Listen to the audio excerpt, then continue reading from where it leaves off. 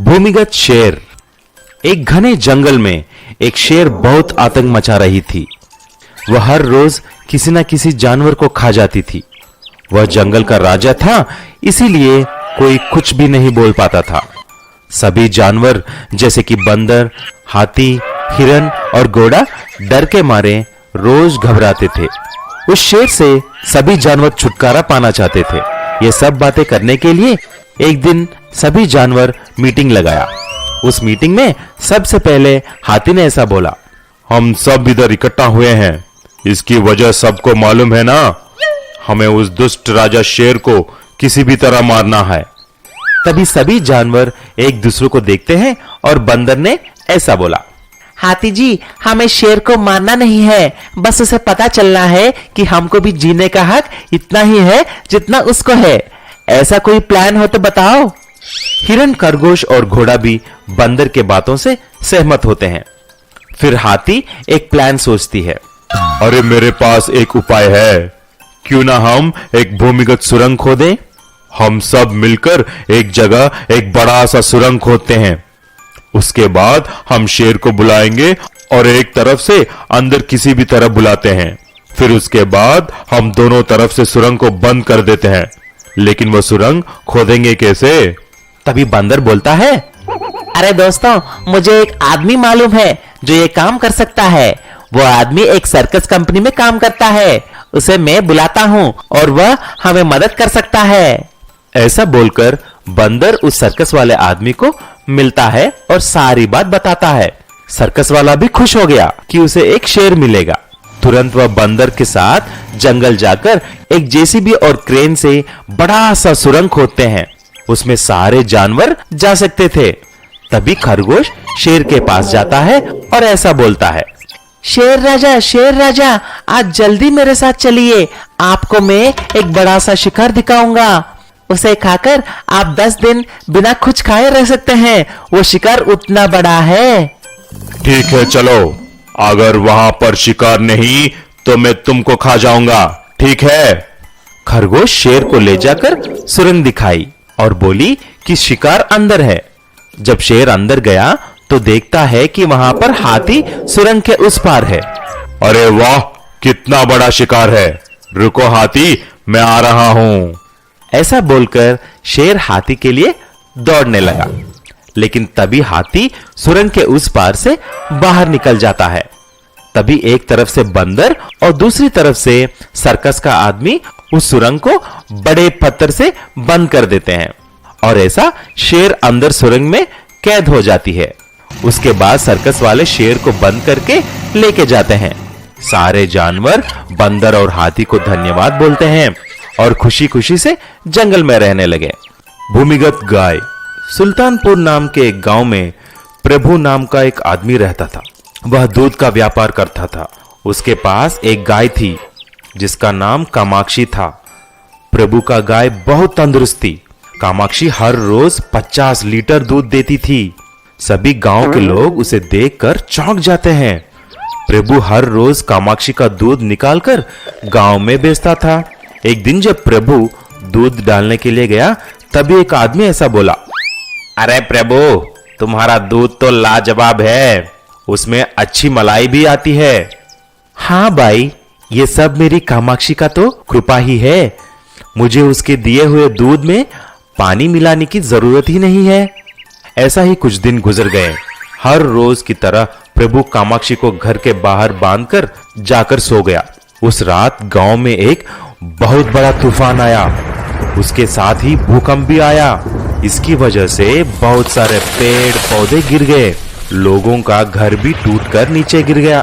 बहुत सारे जानवर भी मर गए थे। जब सुबह प्रभु आकर देखता तो उसका गाय कामाक्षी नहीं थी। वह परेशान होकर हर जगह देखने लगा, लेकिन कामाक्षी उसको कहीं नहीं मिलती है। तभी प्रभु एक बाबा के पास जाता है और सारी बात बोलता है। स्वामी जी, मेरा गाय कामाक्षी कल रात से गायब है। बारिश और भूकंप के बाद न जाने वह कहां चली गई। बेटा, तुम घबराओ मत, मैं तुम्हें बताता हूं कि तुम्हारा गाय किधर है। ऐसा बोलकर स्वामी जी और प्रभु उसके घर आते हैं। स्वामी जी ने कुछ मंत्र पढ़े और कुछ नींबू जमीन पर फेंका तभी स्वामी जी को पता चलता है कि कामाक्षी किधर है। ये जानकर स्वामी जी चौंक जाते हैं। तभी स्वामी जी प्रभु को बोलता है, अरे प्रभु, तुम जल्दी यहां पर जमीन खोदो। प्रभु स्वामी जी दिखाए हुए जगह पर खोदना शुरू करता है। थोड़े देर खोदने पर प्रभु को एक सुरंग का मार्ग दिखाई देता है। जब दोनों अंदर जाकर देखते हैं तो वहां पर कामाक्षी आराम से चारा और घास खा रही थी। कामाक्षी को देखकर प्रभु खुश हो गया, लेकिन प्रभु स्वामी जी को पूछता है, उसका गाय जमीन के नीचे इधर कैसे आ गई? तभी स्वामी जी ने ऐसा बोला, बेटा, ये कोई मामूली गाय नहीं है। जब बारिश और भूकंप हुआ था, भगवान की कृपा से इधर एक सुरंग बन गया और तुम्हारा गाय आकर इसी में गिर गया। इसलिए कामाक्षी को कुछ नहीं हुआ। वह बाहर रहती थी तो मर जाती।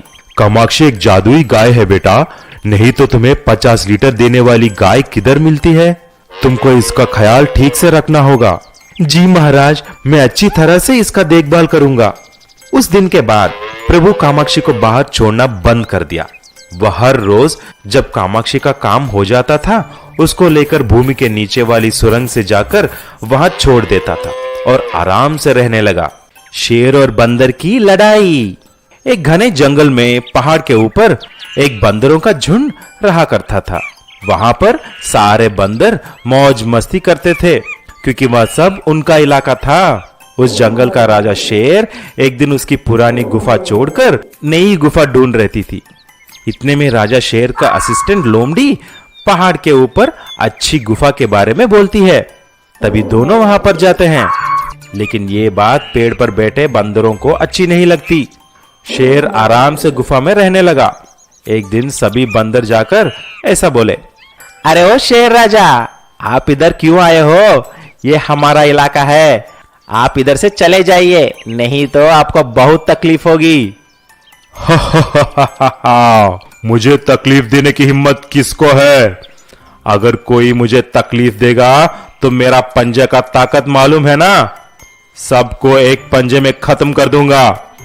एक बात ध्यान से सुन लो, आप मुझे तकलीफ मत दो और मैं आपको कुछ नहीं बोलूंगा। ऐसा बोलते ही बंदर वहां से डरकर चले जाते हैं। लेकिन अगले ही दिन से सभी बंदर शेर को कैसे भगाएं, ये सोच में रह गए थे। शेर को पत्थरों से मारते थे। बड़े पत्थर उसके गुफा के दरवाजे पर रख देते थे। जब शेर गुस्से से दहाड़ती थी तो सभी भाग जाते थे। एक दिन शेर ने लोमड़ी से कहा, अरे ओ लोमड़ी, मैं हर रोज पानी के लिए पहाड़ के नीचे नहीं जा सकता, इसीलिए कल से तुम मेरे लिए एक गंगाल में पानी लाकर यहां रखना, ठीक है? अगले दिन से जब लोमड़ी पानी रख के चली जाती थी, बंदर आकर पूरा पानी पहाड़ से नीचे गिरा देते थे। फिर गुस्से में आकर शेर ने लोमड़ी से पूछा, दिन ब दिन तुम काम चोर हो जा रहे हो। मैंने पानी लाने के लिए कहा, लेकिन तुमने लाया नहीं, क्या बात है? अरे नहीं महाराज, मैं रोज पानी तो रख रहा हूँ, न जाने क्या हो रहा है। जब अगले दिन लोमड़ी ने पानी लाकर वहां रखा, बाद में लोमड़ी गुफा के अंदर चली जाती है।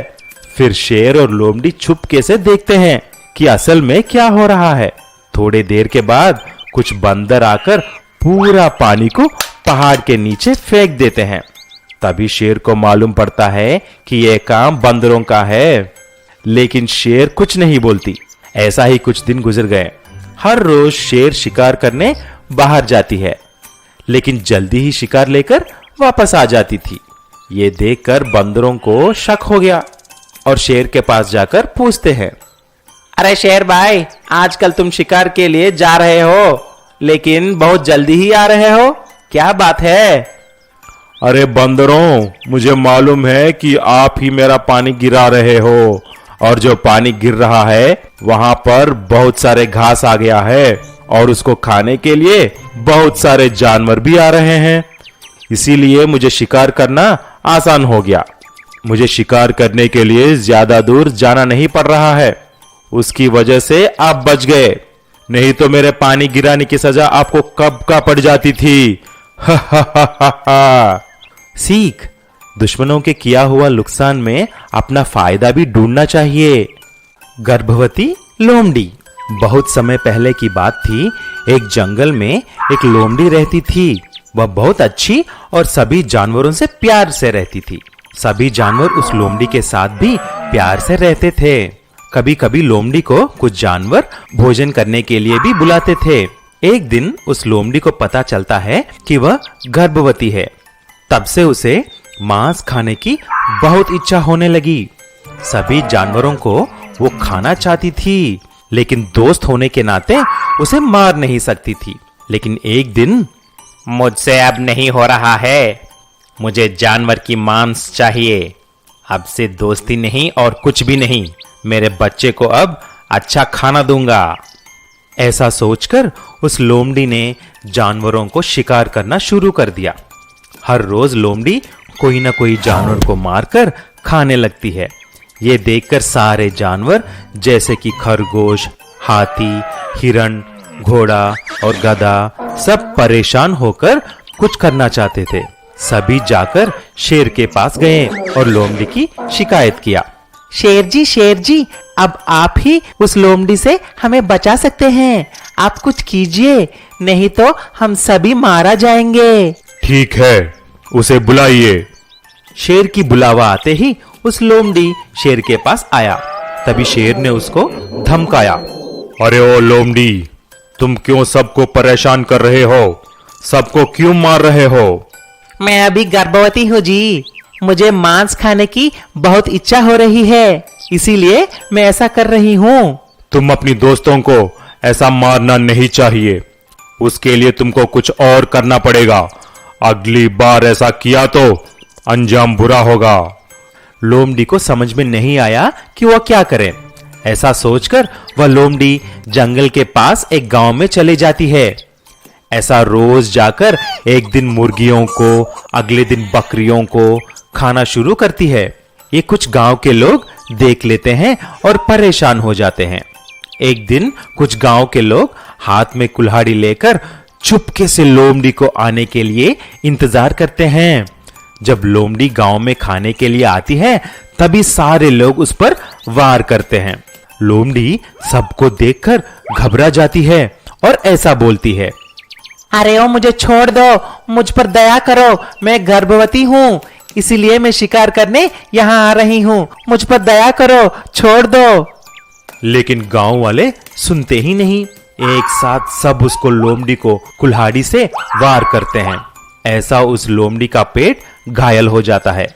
तभी उस लोमड़ी के पेट से एक सुंदर लोमड़ी की बच्ची निकलती है।